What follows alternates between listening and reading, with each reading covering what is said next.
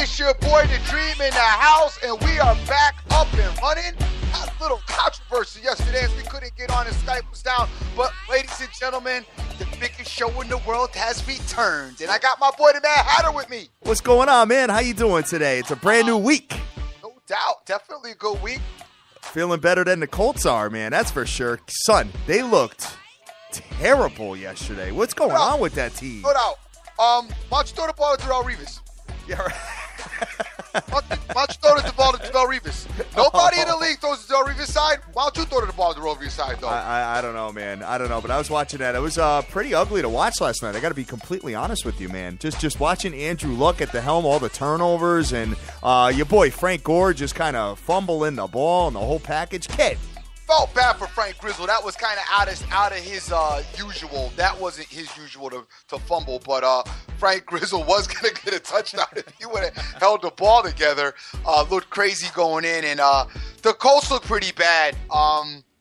Couple of things that Daddy was wrong about right out of the gate, beginning of the season. The Colts are not going to be good this year. You don't think so, huh? Nah, because, certain things you can get around, but that offensive line combined with their defense, which has always been traditionally horrible, it's going to be hard to get through all of that, So I do not think the Colts are going to be good. Andrew Luck, being the talent that he is, I think he's putting too much on his shoulders and pressing a lot more than he should, and that's going to be a problem.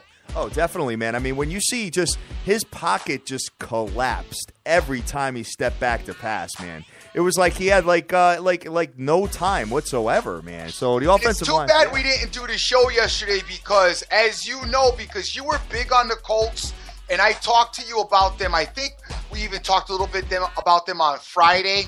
Maybe again on Sunday.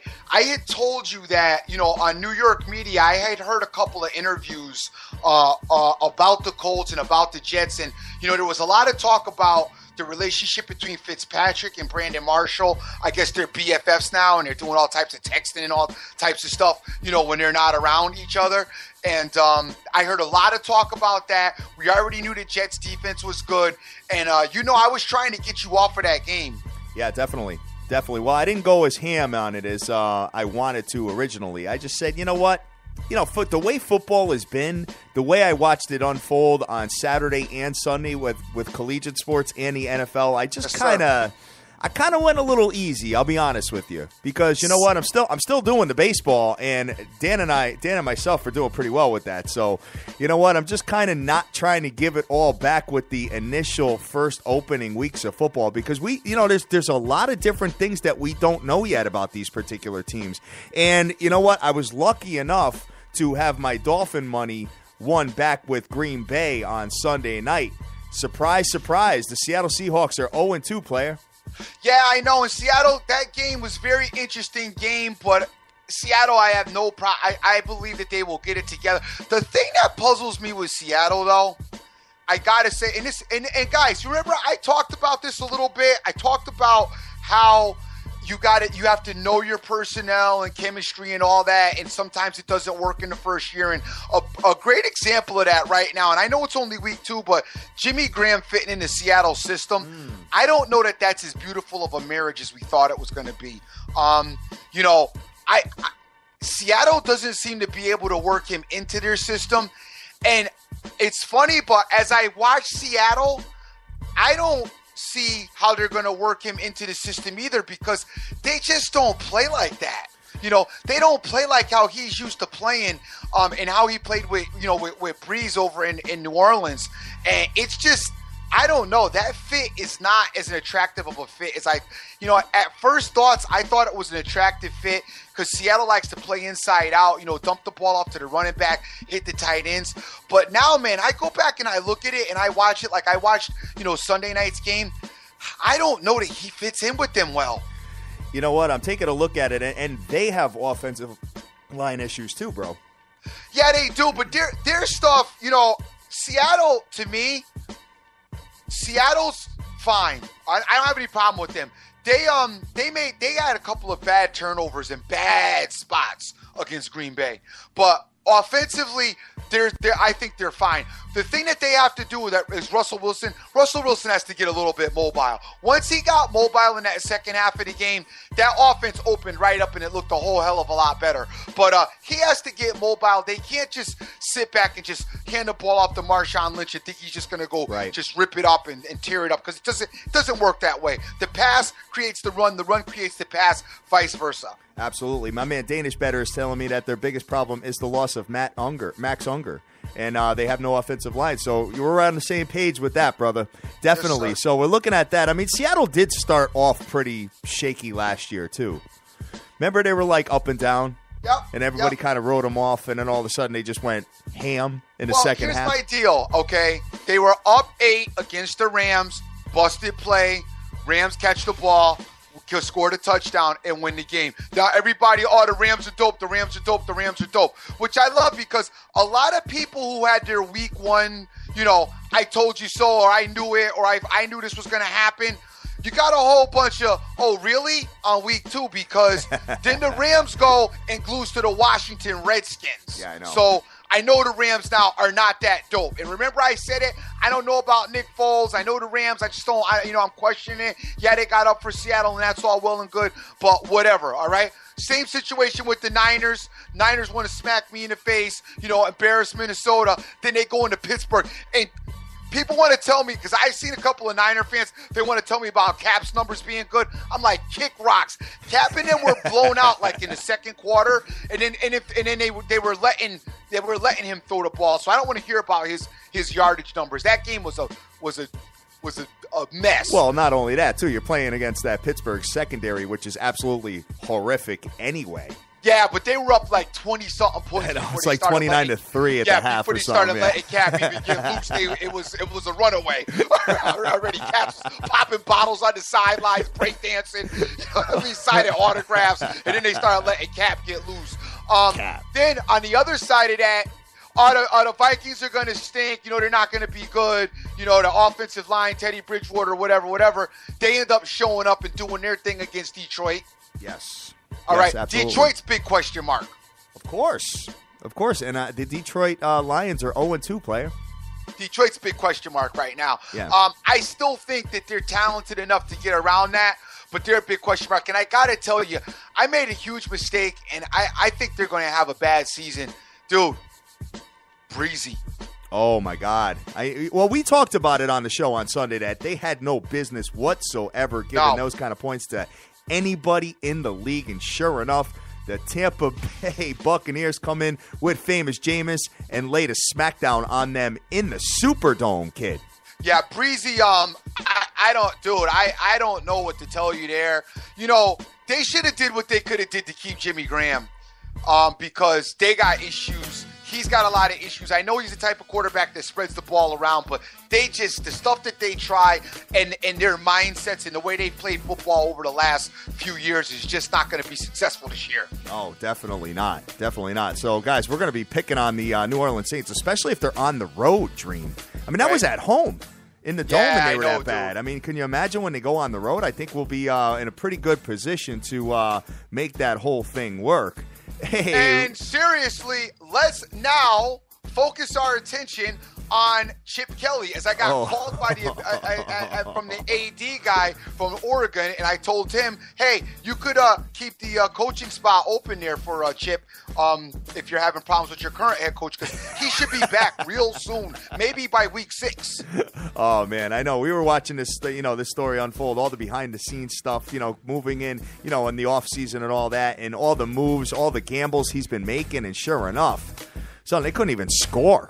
I talked about it, and a couple of things that I hate that I don't like that I do is, sometimes you see stuff, early, which I thought I did, and I had mentioned in the preseason that like before preseason games started, I had mentioned that I didn't know that the Philadelphia experiment was going to work.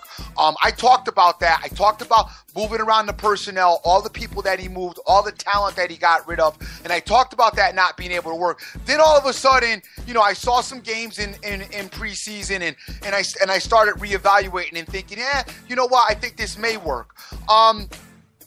I still think that Philadelphia has some talent. I'm not gonna discount their talent. I really like Matthews at the wide receiver spot. One guy that I kind of looked over that has really surprised me with his gameplay. I really like the way Matthews looks at wide receiver spot. I do think that Philly right now, I think one of their big issues, I think the tight end play is not up to par for them. I think they need the tight end play to improve. Having a premier tight end, you know what? They're the team that should have got Jimmy Graham, and they would have been a lot better. Yeah. But I think the tight end play is an issue for them. The thing with Philly is I'm a proponent of speed. I've always been, when I watch speed, I've watched no huddles. I know that anybody who's played the game, the advantages of speed, no huddle, and moving the ball fast. Okay, it never really gives your defense the ability to get themselves set and to get a real formidable pass rush against you. And as the game wears on, it just wears your opponent out. The flip side to that, though, like I talked about, if you're not successful and you're not picking up first downs, it ruins your defense because they're on the field way too much and it looks way too ugly and it's very hard to find a rhythm. That's why I tend to like the style of up-tempo offense that Peyton Ball has used, right, as opposed to the one that Chip Kelly has in process. So, they might want to think about tinkering with that. I don't know. They might want to actually, after what I saw, I think they might want to think about huddling.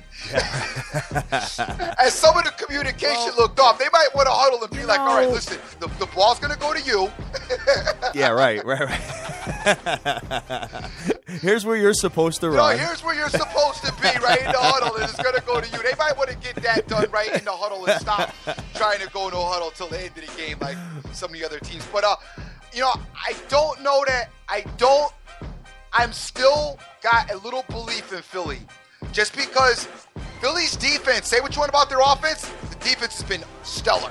Yes, absolutely. Right? So, you take a look at them and some other surprising 0-2 teams. Let's take a look here, man. So we've got, we talked about Seattle. We talked about the New Orleans Saints are 0-2. Yes, I'm not so surprised about the Chicago Bears and Jay Cuddles. Oh, I'm not surprised Cuddles is 0-2. As a matter of fact, I'll be really surprised if Cuddles gets more than 2 wins this season. No, I'm not surprised about Cuddles at all, but it's just a bad situation over there, man. Yeah, then the New York Giants, 0-2, had the Atlanta Falcons come in and laid a smackdown in their building. A dome team coming in and playing on grass in New York. So I know, and I loved our guy said that Julio Jones wasn't going to have a big day. said he had physical problems. Yeah, man, I don't know, but I was surprised. If he was healthy, what would he have done? Yeah, I know. Imagine that. So you take a look at that, and so both of them are 0-2, and the Dallas Cowboys are 2-0, but now they're out without Dez and Romo playing. They got to deal with Brandon Wheaton. Everybody feels so bad. And I loved it. You know what I loved? I love it. I was watching the game, right? Romo goes down, and my man Wheaton is sitting on the sidelines, right? And I'm thinking to myself, I'm like, damn, dude ain't even going to get up and start warming up, throwing a couple of balls. Like, he just sitting there like, I know I suck. There's no need for me to warm up. And then right as I'm thinking it, Troy Aikman says, which is hilarious, Troy's like, yo, Brandon Wheaton sitting on the sideline. I don't really understand. Hey, I guess he warmed up enough in the beginning of the game that he feels like he doesn't have to warm up. He's looking real cool right now, and I'm just cracking up on my couch because I find the dumbest stuff funny, as you guys already probably know. But I just found that hilarious that he wasn't warming up. That Cowboy-Eagle game, and you guys know I like that game. That was a game that I did wager on, and that game, you talk about awful football. Yeah. I mean, that was bad football, like from beginning to end. And Dallas gave the Eagles so many opportunities. To stay in that game and to possibly pull it out. And the Eagles just were like, we want no parts of winning this game today. No, they didn't want to win at all. It seemed like it was just like whatever. You know what I mean? So taking a look at that. So Dallas moving forward now, I think it's going to be a little difficult for them. They're saying Romo's going to get back somewhere along the lines of the Thanksgiving game. where they got to play. In that stretch, they have the Carolina Panthers, I believe, on Thanksgiving, and they're also playing the Miami Dolphins right before that, which my Miami Dolphins should be 2-0. It's pretty disgusting that they lost that game in Jacksonville, Dream. The offense... the Dolphins. I don't want to hear about the offense because as far as I'm concerned, the defense... You talked so much about this defense. You spent so much money on it, and you know what? Me and you both, when everybody was with that Dolphins being, that team in that division, you and I both were like, Well, I was starting to believe a touch, man. You know what I mean? I was trying to believe it's my team. You know what I'm saying? Hope alive. I was keeping hope alive, man, like Jesse Jackson. You know what I mean? I was hoping, but obviously, forget it. I mean, it's pretty pathetic, man, going into Jacksonville. I was telling you, and I know what got you hope was the win last week. And I told you, remember last week I said hey, this was not a great win by them. I mean, they won the game. It wasn't a great win considering what they were supposed to be, and they didn't really win it on the heels of their defense either. I'll tell you, man, that defense, for all that, rah-rah that it's gotten, I'm not at all impressed by that defense right now. It seems like it's the third worst defense in the AFC East with the Jets and Buffalo. Dude. Well, Buffalo got tore up, though, by the Patriots, so I don't even know if I can go there. No, but please let's move right into that direction now. As now Rex could shut up finally, yeah, right. And I guess we do. If the Patriots are who they were supposed to be, and so is Buffalo. Apparently, Rex could go back to maybe he's doing a little bit too much of the foot fetish videos with his bride. You know what I'm saying? On his weight loss. And, Rex is like a prima donna coach. You know what I mean? He's another one who loves some attention. Yeah, absolutely. Ever see that video with him running with the Bulls? Yeah, I did see that. I mean, you got. I like the guy. I really do. Just because he's just different than your average coach. I mean, I'll be honest with you, man. As much as there's a lot of pluses and minuses with Rex Ryan. I'd rather have him any single day over the Miami Dolphins coach Philbin. Philbin just a mess. I'm sorry. Rex is not he's not one of my guys. I don't mind a coach that's out of the ordinary. And you know me, I just don't like Rex. I don't like Rex's because Rex is one of them guys. You know what? Rex reminds me of some of the Twitter crew. Rex likes to rah when he's winning, and he's real quiet when he loses. Very quiet. And I hate that. That is like such a pet peeve for me. That's why you guys will never see me run away or shy away from a loss because I can't stand that. Stand up, be a man, because we all got them friends that call you up or talk to you all week about how they was going to bet Philly. They had a whole bunch of money on Philly. Then you call them at like the halftime and it's like, oh no, at the last minute I changed my mind and I took Dallas. Like, kick rocks, dude. You never lose. Stop it. I don't even want to talk to you no more because you never lose. Oh yeah. I lost a lot of money, but I doubled it all up on Green Bay at night. Oh yeah, and then when they're up twice as much as they really are. Oh yeah, I can't take.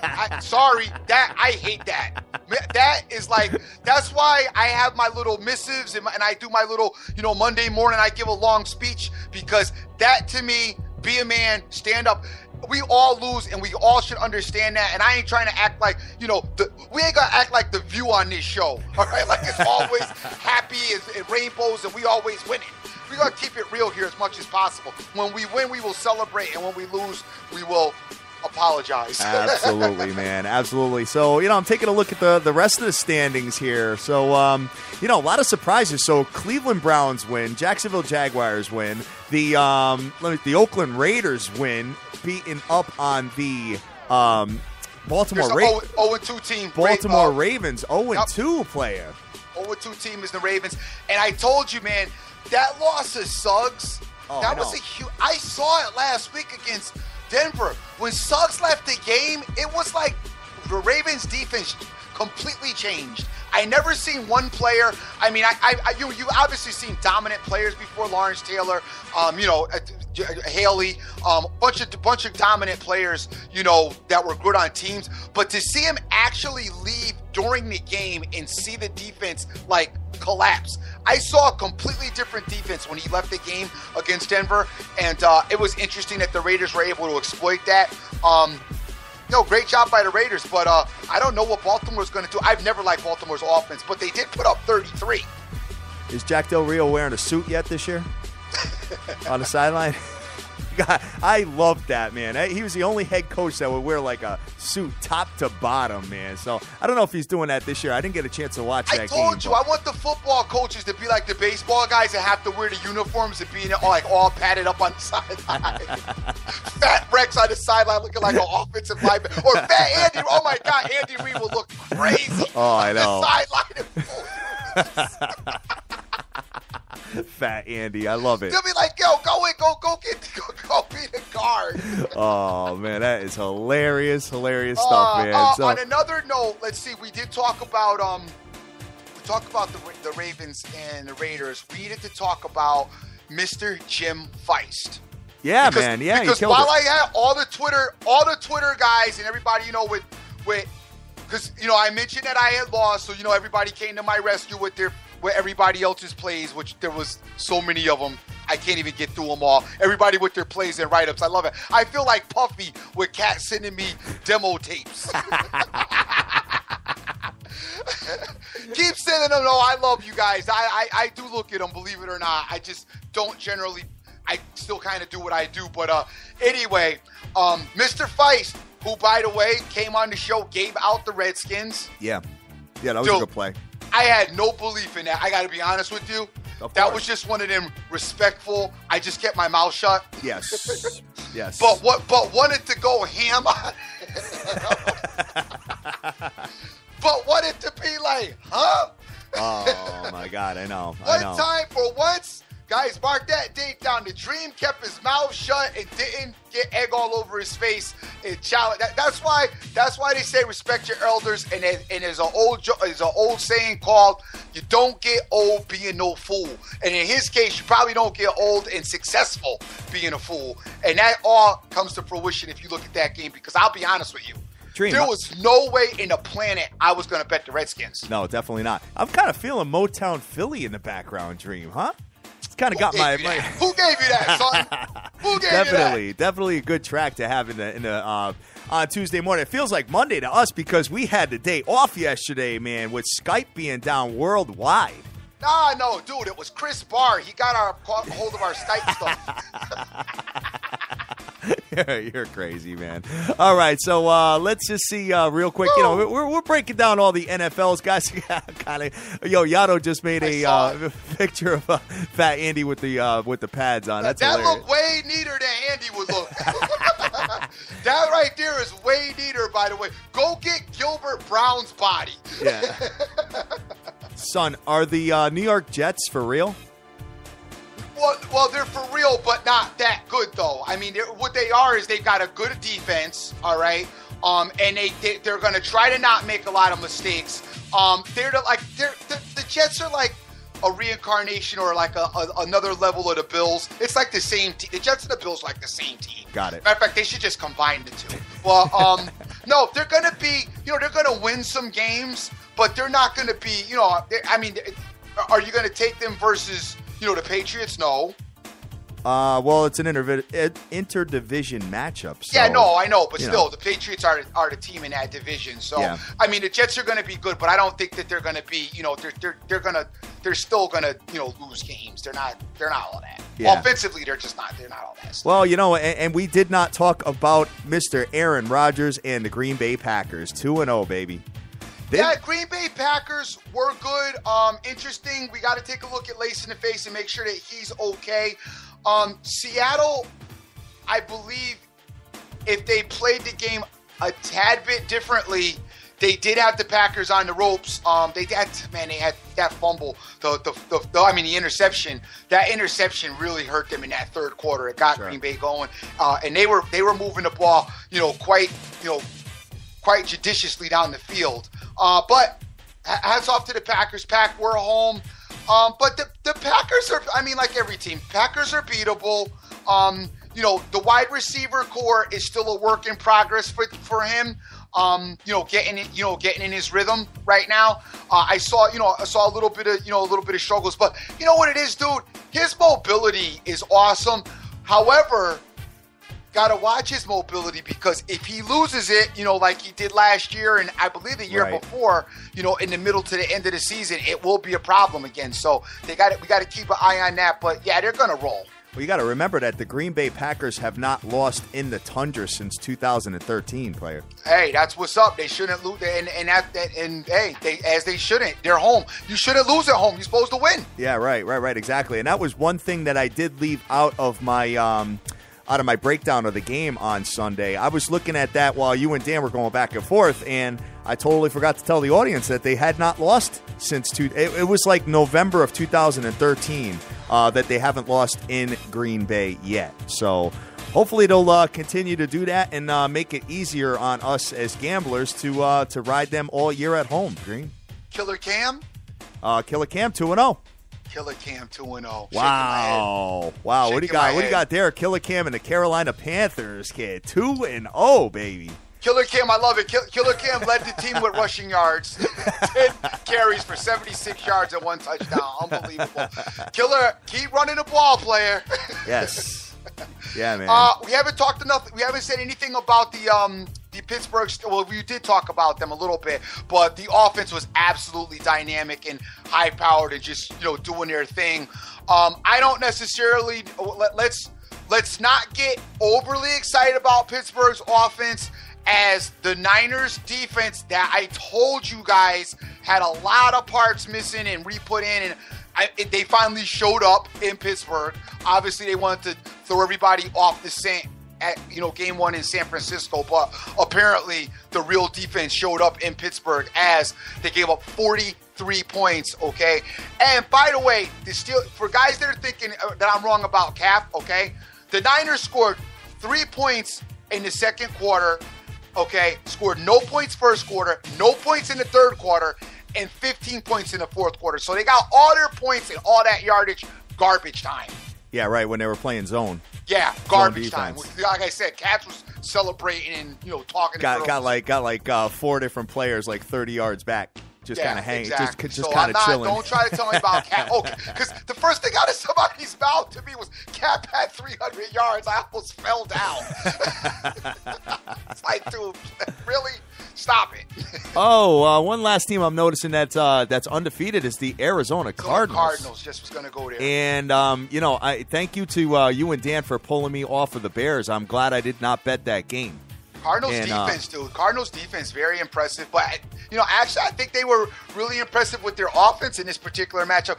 Carson Palmer, 17 for 24 with 185 yards. But what was more impressive was the 4 touchdowns. And he's probably sitting on the free agent list in most everybody's fantasy league. You might want to put Luck on the bench and start Carson Palmer. Yeah, right. Andrew, guys who have killed fantasy teams so far, Andrew Luck, Jimmy Graham has got to be probably, I would say he's probably the biggest guy. It's either him or Luck. One of those two are like the biggest bust of fantasy league. And it's probably Graham, because I bet Luck probably went ahead of Graham. I would say Luck went ahead of Graham, but those two guys are absolutely murdering fantasy teams. Absolutely, man. Absolutely, especially if you're starting them. And looking at by the Arizona, way, Breezy ain't all that either. Definitely not. Arizona Cardinals, dude, 79 points in 2 games. Yeah. And their defense has let up 42. So when you look at that makes them the top scoring offense in the NFL after 2 weeks. And when and I still don't believe in their offense like that. You know what I'm saying? It's good, but I don't believe in him like that. I say that they're a defensively sound team. The defense is probably getting them the balls and turnovers and getting them in nice positions where they can score points. We haven't discussed the Cincinnati Bengals, who are 2-0 again. Yeah. Yeah, well, they always love to start like that. Bengals team, they're like the Atlanta Braves of years past in the regular season. They are just, a really good regular season team. Absolutely. And then when it comes to the playoffs, they just One and out, in and out. That's so. Hey, if their coach doesn't win a playoff game this year, if they make it, I don't know if they're going to keep him in there, man. Dude, you know what I think? I don't think anybody wants the job there, to be honest with you. And then the fact that they're in Cincinnati, I guess to be politically correct, they like have to have a black head coach. My God, I just said that. That's why I can't get on regular radio, because I'm always getting thrown off. You're going to get us thrown off, man. Being controversial, but I'm saying it like it is. Y'all know there's issues out in Cincinnati. They need a black head coach to hold that situation down out there. Boy, imagine if Chip Kelly went there, getting rid of all them guys. They would. It would have been an NAACP rally out front of the stadium, screaming, "Chip must go." Sharpton would have been there a while ago. Poor Chip, but I got to tell you something, boy. I tell you right now, Shady McCoy, Jackson, Mike Vick, they're laughing their behind off right now. Of course they are. Boy.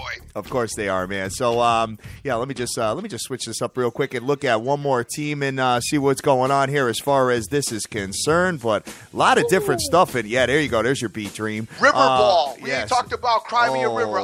By the way, I love big ups to Cincinnati for beating the River, because I can't stand him. That's another situation that I just don't think is going to materialize into a championship while he's there. They love him, though, dude. They just gave him more money. I know. It's amazing to me. Some people in the NFL stay in the NFL and hang around the NFL forever. Other people are like gone. Like the minute they mess up, it's a wrap, out of there. Right. When you look at this here, the defense that has led up the least points in the NFL is the New York Jets. 17 points in 2 games, Dream. I know, but look at the schedule, though. Well, they play Cleve. Yeah, Dusty. And, the Colts are the Colts, though. So, I mean, Not that was yeah. Right. I don't know, man. I have them in a parlay to win the whole thing. So, I think their odds are going to drop down probably about 20-1 at this point. They are in a weak division, though, Dream. Yeah, no, I know. I mean, they're going to get some wins. They'll get some wins. You got the Jags and Tennessee at 1-1 at the top of that division. So they're only 1 game out at the end of the day. And we haven't talked about Mariota. 1-1, going down in flames this week. But still not a bad outing for him. He went 21 for 37, 257 yards, 2 touchdowns. I don't see any interceptions there. So you like that. Manziel on the other side, I guess he looked pretty good. So I guess they're gonna let him keep playing. You got Rookie of the Year title there for Mariota or what? Not yet, but we are definitely looking in his direction, as he's been pretty impressive, especially playing with a bad team. I remember I was looking, guys. I ain't even gonna tell you guys how Sunday went for me, because here's how it went down. My garbage disposal broke on like Wednesday. Okay, my wife's brother is a plumber, so we had to call him up to install the garbage disposal. All right. So he had his christening on Sunday. Now, I wasn't going to go to it originally. I was going to take my son to his soccer game, and then I would which was at 12 o'clock, and then at 1 o'clock I'd be right involved with football. Well, he came over to fix the garbage disposal and put the new one in, and was then told my wife, can't wait to see you guys on Sunday, and it's going to be this, it's going to be that, it's going to be incredible. So then my wife, looked at me, and she was like stuck, and I'm like, all right, no, it's family, okay, whatever. And I felt, kind of obligated, because he put in the garbage disposal, right? Dude, the christening was like a wedding. Oh. You started off at the church. Dude, nobody in there was like you had not one. Anybody who liked football just didn't come, okay? Because the people that were there could care less about football. They were just and then the whole thing kicked off at 1 o'clock, which I loved. Right in the church at 1 o'clock, and the priest was just getting extra talkative, and the babies were crying, and there was more than one baby, and it was just, and I'm in there, and I'm about to. It was like I was possessed. So the priest kept looking at me like he was about to perform an exorcism. All right? And I'm losing it in there. I'm just like, I got to go to the bathroom. I need some water because I can't believe this is going on. So finally the net gets done after 40 minutes, right? We got to get in the car, go over to the reception area. So I'm like, okay, I'll hit the bar over there and watch some of the game over there. Son, My man had this thing at like the Taj Mahal. All right, stupid, dope, ivory, marble, chandeliers everywhere. It was like stupid, right? Not one TV in sight. I'm like losing my mind. I'm about to go across the street to the dive bar somewhere and try to watch the TV, right? Can't find it nowhere. So now I'm sitting in there. My kids are running around playing. No, nobody's at all talking about games, all right? Everybody's talking about the babies and what they got on. And I'm losing my mind. So now I got even better for you. So from there, the game plan is because we had got invited to a Jack and Jill baby shower. So we got to drop the kids off and then go from one location of the state to the next location of the state to the Jack and Jill baby shower. This is what I had to do all day Sunday long. So let me get this straight. So I pulled you into the brewery on Saturday with no TVs. Yep. For like all day. Yep. And then you had to go do that on Sunday. And I had to do that on Sunday. Absolutely, dude. This weekend, just put it in the rear view. Oh, definitely. Well, I think we need to let our brides know what time it is and make sure that they take care of us this weekend. And just let us just do whatever we want. Dolo, kid. Put it in the rear view. Oh, my wife already told me. She said, "Get lost Sunday. Don't even be around the house. Just go do your thing. I don't care." I know you. I know. I'm sorry. But that's all good. Hey, it is what it is. Sometimes you just got. Hey, family. Sometimes you just got to do what you got to do, and that was the case. Sir Modest Mariota looked horrible to start the game against Cleveland. I know, but looked horrible. But remember, he is a rookie, and I bet as horrible as he looked, he didn't look as horrible as Winston did last week throwing those interceptions that he threw. So as long as he's not making the turnovers, that's really all you're interested in. Yeah, absolutely. Absolutely. So, hey, man, you know what? It's definitely been a good 40-some-odd minutes of talking NFL, Dream. No doubt, man. I could talk this all day long, man. You know what I'm saying?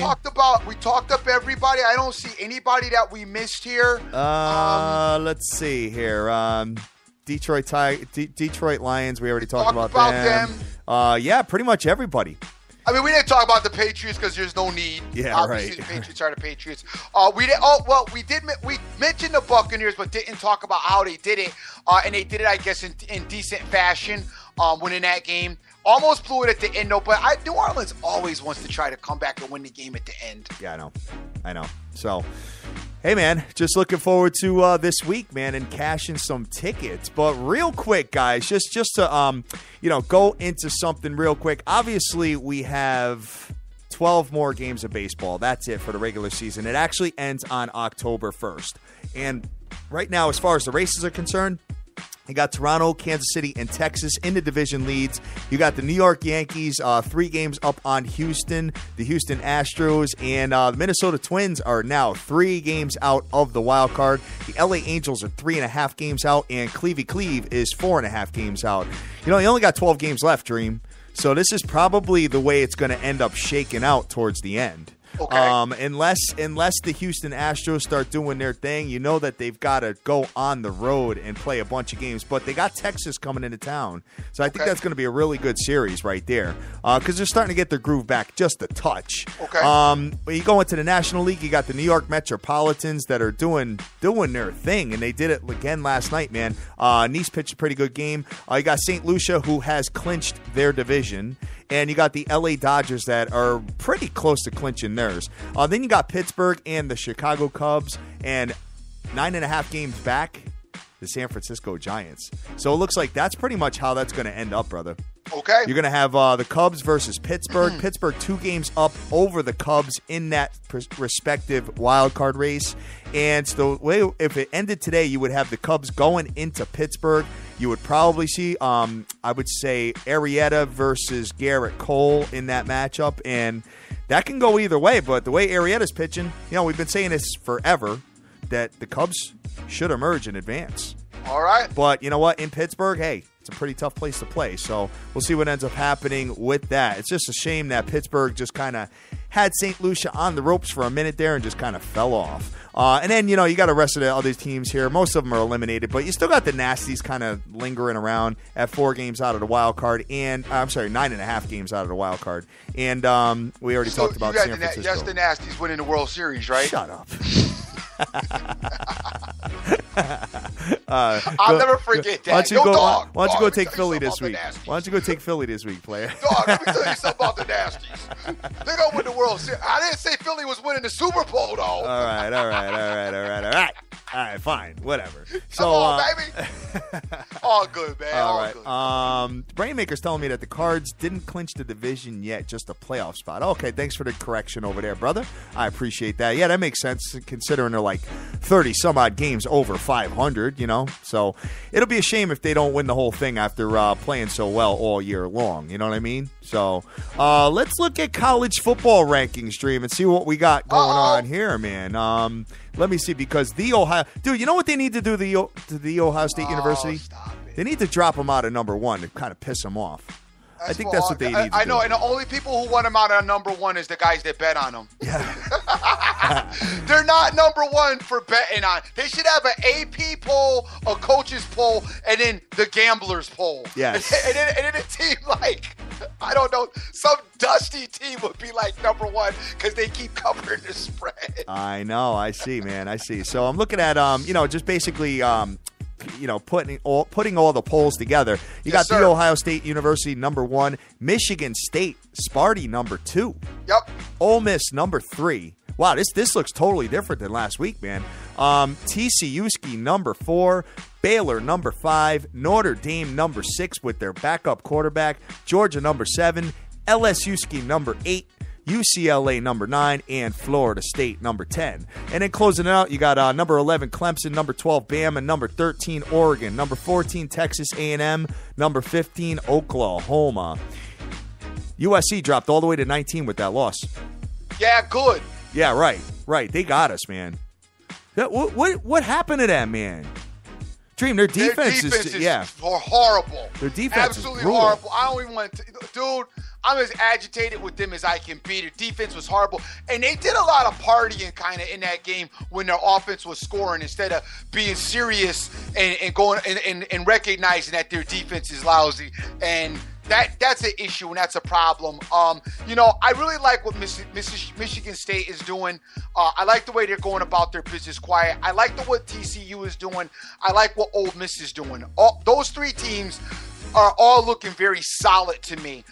Then when you get out of that, I question, I really question Baylor and Baylor's position. Yeah, all right, I know Baylor's offense is dope.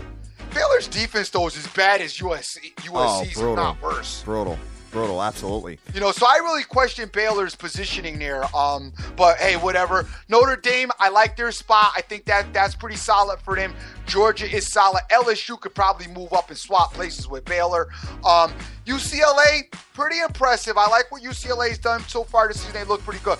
Got to tell you, Florida State, big question mark. I'm not really sold on Florida State. They really struggled with Boston College. I know Boston College is a pretty good team too, but I don't know about Florida State. I didn't like the way they look, and I damn sure don't like Clemson. I don't know what everybody sees in Clemson. I don't think Clemson is all that. No, I don't either. I saw them. They looked absolutely rough. I know they were on the road, but I don't care. A lot of people were talking about them going places. Not impressed with Clemson. Alabama will be all right. That's what they do. So Texas A&M, I think they need to move up quite a few spots, as I've been really impressed with them this season. Dude, you got to look at this, man. You want to talk? I think I got something that's some pretty good value right now. Alabama has dropped all the way to 20-1 to win the whole thing. I'm not gonna. You don't think so, huh? I don't do the whole thing. Yeah, because of the injuries in football, man. And especially with the kids, these guys could go out and rob a bank after the game. You know what I'm saying? the whole Alabama team just decided to rob a bank after they lost the football game. That would not surprise you. These kids are I don't do the whole thing with football. It's just too tough. All right, yeah, I'm taking a look at it. Ohio State is 2-1 to win the whole thing. So $100 better. You got to. You're only going to win $200 for them if they win the championship. TCU is 7-1. Michigan State 8-1. LSU 11-1. Baylor 12-1. Ole Miss 12-1. Georgia 14-1. Texas A&M 16-1, and Bama 20-1. Dream. Wow. Notre Dame 28-1. Not bad. Oregon 50 8-1. I'm not that impressed with Oregon either. No, of course not. Their defense is terrible. Yeah, I'm not impressed with Oregon. I mean, they've let up all kinds of points defensively, and now's the time. Now that you got 3 games in and out of your system, now we can kind of start looking at statistics, Stream. We can start comparing the two teams as the matchups are coming. So that might be something to take a I'm look not going to even look at statistics. I'm going to look at like my booty meter, because I know I'm real good at spotting somebody booty, and I could like I said, South Carolina right out of the gate. I told you guys they were going to lose to Georgia. Ask me why I didn't have a penny on it, but you know what really screwed me up was South Carolina ended up losing the next game to Kentucky. That messed up the line. If they could have beat Kentucky, that would have been a hammer game for me. But I told you that South Carolina team is terrible. That quarterback's awful, and I think he got hurt on top of it. And South Carolina is a mess. Cousin Steve, he got a lot. He might be looking at being on the hot seat next year, because he's not going to be doing a lot with that team other than shaking his head. Right. Absolutely. So, odds-on favorite right now, you still got to look at Ohio State, even though they played so poorly versus Northern Illinois. They're playing possum. Ohio State's playing. You know what? I'm not even believing in it here. Whatever. I'm not going to fall for their crap, because I know in big spots that they're going to show. Wait. Let them get the tough game, and that line be low. Yeah, right. Yes. I will be involved with the Ohio State University. Let them forget and say, oh, well, because they struggle. Good. I like them keep struggling. So maybe when they get a tough matchup, the line will be something that I could take and giggle with. Because you know that they're playing possum. I don't know what they're doing. Maybe they're not trying to show all their cards. I don't know what it is. But I'm not believing in them still. Well, they're playing this week. They're playing Western Michigan, and they're giving awesome 31 points. And Ohio State is still home. They've been home like every week. The last 2 weeks anyway. I don't know how they need to switch that and start letting some. I don't know. There's something's wrong with that scheduling. Yeah, definitely. So let's just see some notable odds, because what we like to do on Tuesdays, guys. Listen, Dream, we're already almost an hour in here, awesome. But we're looking at just some opening key matchups as far as the lines are concerned. Stanford minus 15.5 coming into the Beavers. Oregon State on Friday night. Stanford after the big win at USC. I don't like that game whatsoever. No, I don't like it either. But Stanford should kill the Beeve, because the Beeve is not good this year. The BVB. But Stanford probably won't cover that game, because you got coming off that big win, and we've seen it. And I guess that's something that we've got to take a look at. As watching the trend. We saw it in pro football with the Rams versus the Redskins, and now we're seeing it again where it's head with Stanford against Oregon State. So it's something to take a look at. Coming off of a big win, letdown situation, but the Beeve is awful. The BVB. All right, so let's just take a look here. Michigan State minus 26.5 playing Central Michigan. That is on Saturday at 12 o'clock. Let me see what else we have. Let's see. Just looking for some of the big schools here. We already talked about Ohio State University. How about Georgia Tech coming into the Dukies, man? Both of these teams coming off, surprising losses. No, Georgia Tech's loss wasn't surprising. Well, once we realized that they faced the triple option all year long, big ups to the evil genius for referring to that. Bad ups for me not making the show and not listening, because how I let that get by me, I am still mad at myself about. I would have never even touched that game. It just didn't. I don't know. It just didn't register for me for some reason. Matter of fact, and I told Dan, Notre Dame used to use that option. I mean, I got to go back to when they were wearing leather helmets, but still, that's bad on my part. Yeah, bad on my part. Hey, it happens. What are you gonna do? So let's see what else we've got here, man. As far as opening lines, got the Thundering Herd coming into Kent State. Thundering Herd minus 9. Don't have a total there yet, but on the road, it kind of makes me a little nervous. I got to be completely frank with you on that. I may have to just moneyline the Thundering Herd this week. Texas A&M coming into that awful Arkansas team. Arkansas is, dude, that offense is brutal. offense is bad, and Texas A&M up and coming. I think they're going to be ready for this. I like the A&M coaching staff. I think they got one of the better coaching staffs in college. That's an interesting matchup there. I may have my eyes set on that particular matchup, as the line's not too bad. They're only giving 7.5. A&M is, but then you got that home team dog. But they're not on prime time, so they're not at on prime 3:30. time, So player. maybe it will work. Yeah, man. UCLA coming into Arizona University. UCLA minus 3.5. Under over of 64. And if you got that down to 3, it's minus 125 juice. Wow. Arizona just went crazy on their interstate rival this last weekend here. But I'm looking at UCLA. I mean, that's gonna be a great game. I think that's where game day is going to be this year. You know what's going to be a great game too is TCU versus Texas Tech. TCU minus 8.5. This is a rivalry game. This game got its stamp about 4, maybe 5 years ago. I forget which team, and I'm sorry. One of these teams was headed to like being undefeated, and the other one knocked them off. And ever since then, it's been a nasty rivalry. Yes. But this is going to be a good game, TCU against Texas Tech. They're going to. I'm sure TCU is going to want to let Texas Tech know who they are, and Texas Tech's going to want to try to show TCU something. So good game. Auburn, the audacity to be giving 3 points to anybody. Oh, Mississippi State coming into town. Yeah, Wow. Not looking good for Auburn again. And I love that they want to be giving 3. I hope that line goes up. It may. You got Rice coming into Baylor. Baylor minus 34.5. Wow. I don't know with Baylor's defense, man. Rice might be able to put up a few points. I know Rice was going to score. I know, right? Are we gonna fall for Ohio State giving 31? I'm not. You could take Ohio State every week. I'll watch you. I'm not falling for it. They got to cover at some point, man. You know me anyway. I don't like big spreads. Yeah, I get it. All right. So, and there's, Thursday night is Cincinnati coming into Memphis. I know nothing about Memphis so far. I know a little bit about Cincinnati, and we'll talk about it. We'll have the conversation. We will have the conversation. All right. Sounds good, man. That sounds good. All right. So let's jump right into, while we got a couple of minutes left, let's talk about some baseball and see if we can find any kind of value whatsoever. There's already something kind of flashing at me, Dream. As far as notable matchups are concerned, guys, I mean, most of these teams are pretty much out of the playoffs that are playing today. I would say a good 80% of them. But you got Baltimore coming into Washington, the Nationals. Baltimore with Ubalo Jimenez versus Gio Gonzalez for the Washington Nats. I don't have a line here particularly, but what do you got for do you have the respective ERAs pulled up and all that, Dream? Gonzalez is 11-7 with a 3.83 ERA. The Nationals are 44-30 at home.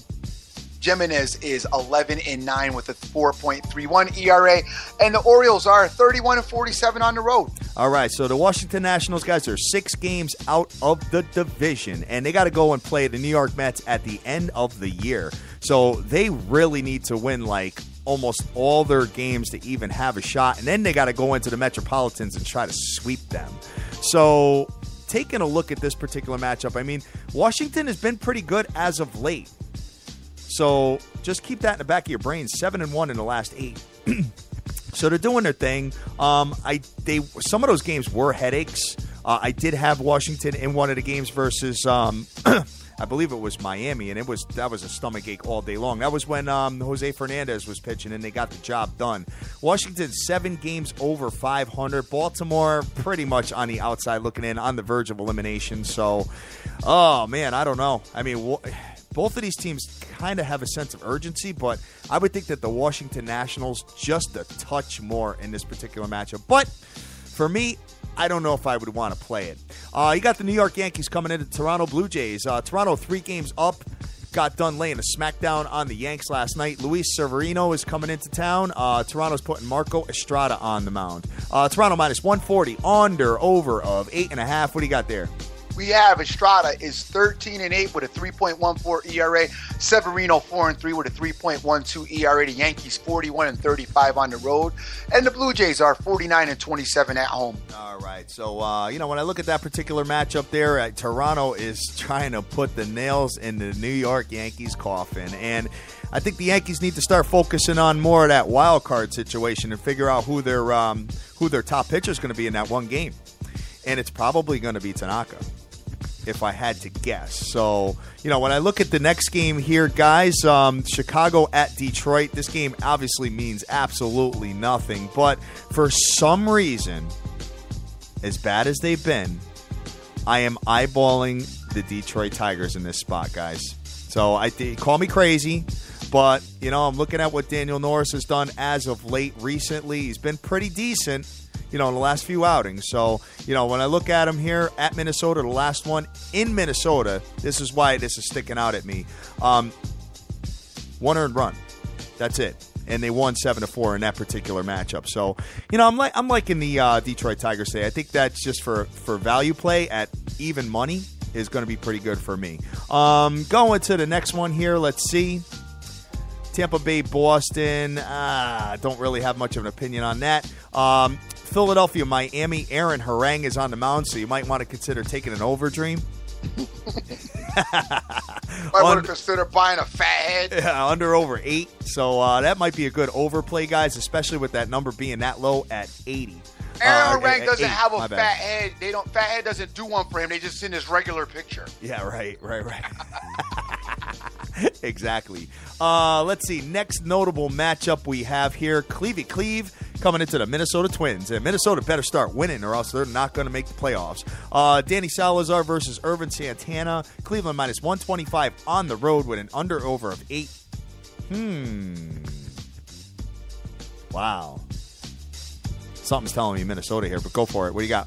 Hey, we got Salazar on the mound. Salazar is 13-8 with a 3.48 ERA for the Cleveland Indians, who are 39-36 on the road. Santana is 5-4 with a 4.55 ERA, 43-31 at home. All right, so you're taking a look at Minnesota. They've been kind of spiraling out of control as of late. 1-5 in the last 6 games. 1-5 straight up in the last 6 at home. But Cleve on the road in Minnesota in the last 6, 2-4, Dream. I may take a shot with the Minnesota Twins today. I'm like playing some really nasty games, and guys, I want to apologize about that and making you probably sit through some of these games if you're getting involved with me or whatever. But, just remember, this is who I'm gambling on. So feel free to tail fade, do whatever the hell you want to do. But I'm looking at the Minnesota Twins, and I'm looking at the Detroit Tigers. Crazy. And Minnesota Twins are underdogs today. Let's see. Final game I want to discuss.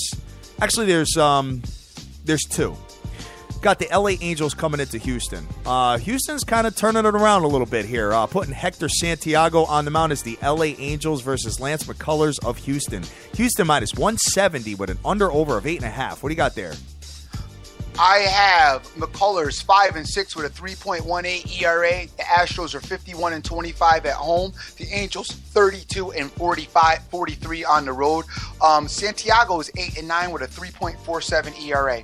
When you look at this, Houston is superior in like every single statistical category on the board here. But the LA Angels 2-5 straight up in the last 7 when playing the Houston Astros. Crazy. That's why the line is so big, man. 170, Dream. Yep. Houston 4-1 straight up in the last 5 games at home. And as I referred to with the LA Angels, like I said, 5-2 in the last 7 when playing the LA Angels. And 5-0 in the last 5 when playing at home versus the LA Angels.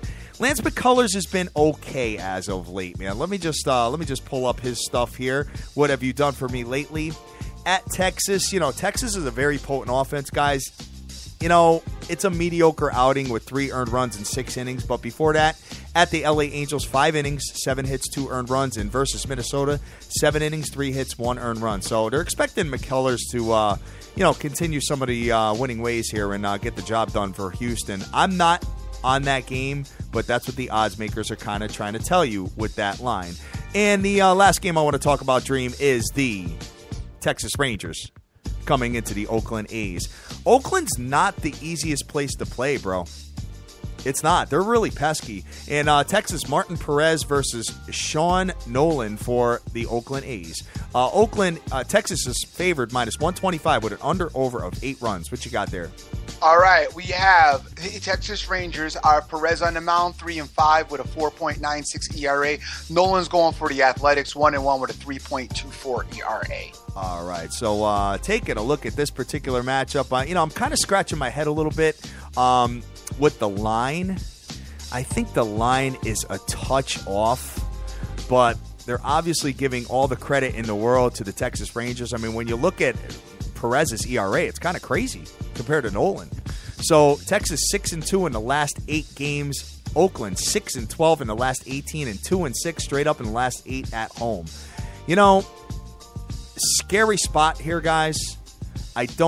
Texas needs to win though, especially if McCullers does his thing for Houston. They'll be tied for the division again, Dream. Right. So, you kind of look at a must-win situation for the Texas Rangers here. Probably why the line is where it is. I'm going to kind of just watch that one. I got enough invested with Texas winning the whole thing, man. So I'm just going to kind of look at it and just play cheerleader for the Texas Rangers. So that's it, man. That's all I got. All right, brother. All right. Hey, I want to mention to you guys real quick, I'm going to dip right back to college football again. You got this team, you got this quarterback right now, Jared Goff. He's the quarterback for the California Bears. This kid's pretty impressive. You got to take a look at him. Cal's going into Washington this week. They're -4. I'm not really all that into the spread and all that, but this kid's a huge talent. He's got 898 yards. Wow. All right. 69 completion for 93 attempts. The average in 9. He's got 9 touchdowns already. Not averaging, I'm sorry. He's got 9 touchdowns already. But this kid can sling the ball. He's been really impressive in his outings. Got a lot of yards on a pretty good Texas defense, and in Texas on top of it.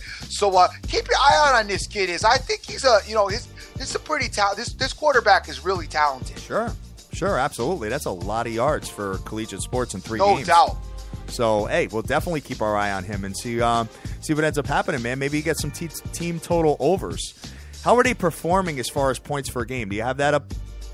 I don't have their points per game up. I know that here we go. I actually do have what they scored per game. They scored 73, but that was Grambling State. They put up 35 against San Diego State and then 45 against Texas. So they're definitely scoring over 30 points a game. Yeah, what I like to do, Dream, is, I started doing this last year. I look at offensive efficiency, points per game compared to yards per game. So I like to see, and that's how I based my efficiency off of. I mean, if you have a team that's getting, 400 yards offensively and scoring like 20 some odd points, obviously they're not that efficient on offense. They're coming down, getting a lot of yards, they're kicking field goals, they're going for it on 4th and 1s and not getting them and stuff like that. So that's something that I really keep in mind, guys, especially when betting football. So, keep that in the back of your brains when you are gambling. Maybe something to add to your repertoire. But that's it, Dream. We're all done, man. We are all done. All right. So, killer show today, man. I enjoyed kicking it with you. No doubt. Glad to be back. Glad to get with the nation and talk a little bit about this crazy thing that we call football. Yes. Guys, we got some WNBA playoffs going on that we really haven't discussed. So tomorrow maybe we will have the conversation and get into a little bit of that, as we haven't really got into that at all. Pat, do you is the sports attorney coming on tomorrow? Yes, tomorrow, guys. So we got some big shows coming up, man. Tomorrow, we got attorney Daniel Wallach, one of the top 20 sports attorneys in the nation, coming on to discuss the legalization of, or the hopeful legalization of sports gambling in comparison to the legalization of fantasy sports. And Dream, there's a lot of talks in the media about some of the fantasy sports with investigations and all that, man. So we gotta really kind of pick his brain a little bit. It's going to be a great show tomorrow. Well, very interesting. You can't even watch like TV anymore without seeing 50 to 60,000 FanDuel commercials. Yeah, the other one, DraftKings. Now they got Ed Norton's voice in the background of draft. It's just killer. So we're going to get into that tomorrow, which is an interesting topic that I don't mind talking about. What I would like to talk about, because I have a different outlook on it. and I don't necessarily consider it gambling, but we will have the conversation Yes. tomorrow, as Yes, Hat would say. absolutely. In the meantime, I'd like to thank everybody that's retweeted the show, everybody that got on board today. We are once again sorry about tomorrow, and we are working on a contingency plan for if we have that in the future. Oh, you mean yes? Yeah, you're apologizing about yesterday with Skype Right. going down. Yeah, Right, absolutely. right. We're implementing a contingency plan to do something about that. So sorry about that, guys. It caught us a little bit with our pants down. Yeah, right. Jim Rome is the deuces out there. Theory Bouchard, East Coast Sports Incorporated, Immaculate, Terrence Mack, Joseph Del Rosario, James M. Thompson, Jason Rowley, CK Wins, Nick Orestes, Marlon, Stupid Bets, Direct Sports Solution, good morning to you. Randomly Unpredictable, Jeff Ryan, LA WizKid, Angelo Nunez, Rick Lopez, Justin Hernandez, Tommy King, MC Money, Benjamin Rowe, JDH24, Vegas Girl 92661, Danish Better, Irvin JC, JC Rodriguez Jr., Rigetti, Pete for Preston Knockis, BT Sermata, Christos, J Cass, OJFB, SD Grind, Mario Martinez, KMVU, AZ Wildcat 83D, Cash Action Bets, and so many more. Guys, I am the Dream. Always remember who you with. Make the most of each and every day, as you cannot get this time back. One thing I wanted to mention, man, hey, thoughts and prayers out to Sting from the WWE, man. Got banged up in the match on Sunday. Neck problems, all kinds of stuff, man. 56-year-old man out there getting power drive, man. I was just getting ready to say, son, how old is Sting? 56 years old getting dropped on his head left and right on Sunday night, man. Hey, I love that. Crazy, I mean, man. not love that he got dropped on. I love No. that he's 56 and still in enough shape to athletically be going with them guys. I love. I know, man. That's pretty That's extraordinary. where I'm at. So I'm about to start my wrestling career. Right yeah, go start off, man. Go to NXT and start training, and get only way I would do it is if I'd be allowed to wrestle some of the Twitter guys. Yes, yeah, Me but and Chris Barr lined up in the match. yeah, you probably get it. You probably get it. The ones that talk to you are probably like 80 pounds soaking wet. Oh no, I know. Then they'll be like, "Dream, this is supposed to be for fun." Oh man, guys, we are the biggest show in the world. We have an absolute blast every single day, nonstop. We love you to death. Go out there, go easy, do your own homework, bet your own plays, make all your dreams a reality, and get that money. Yes, Let's sir. go.